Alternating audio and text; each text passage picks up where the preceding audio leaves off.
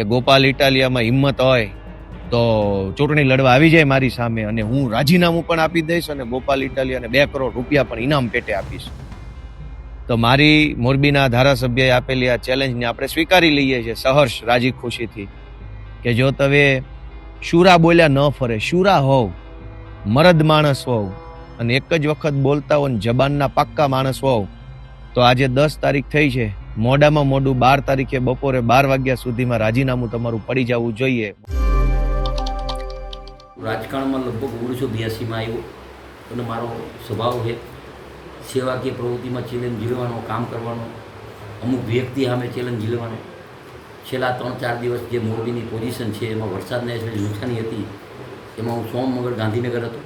ત્યારે અહીંયા જે જરૂરી હતી મોરબીની પ્રજા પાસે હું પહેલાં ક્ષમા માગું છું કે જે ખાડા છે, પાણી છે, ગટર ઉભરાય, એના કામ તાત્કાલિક ચાલુ કરી દીધું.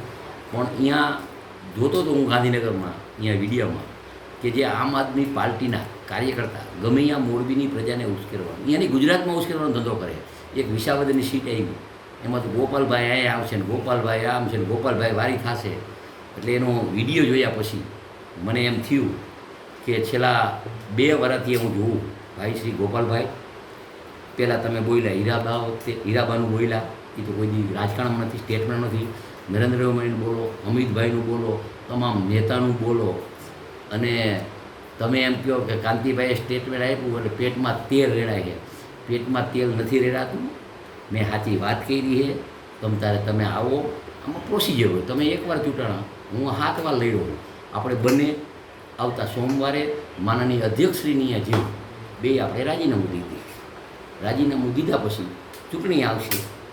અહીંયા વિસાવદરની ચૂંટણીમાં અમારા કાર્યકર્તા લડશે ને તમારા કાર્યકર્તા લડશે. અહીંયા આપણે બેને લડવાનું.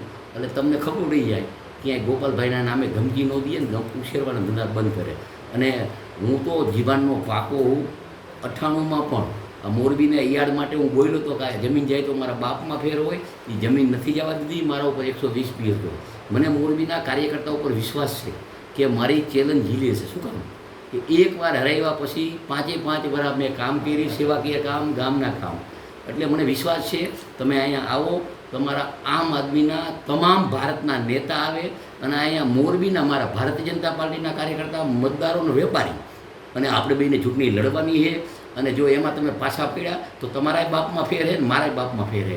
આવતા સોમવારે તમે આવો શંકરભાઈની આપણે બને રાજીનામું દઈ, અને રાજીનામા દઈએ પછી ચૂંટણી આવે એટલે આપણે બેને લડવાનું. અને હું હારું તો તમને 2 કરોડ દેવાના, એમાં કંઈ ખોટી વાત નથી. મારી પેટમાં ગયા. પણ આ બધું બંધ કરો તમે.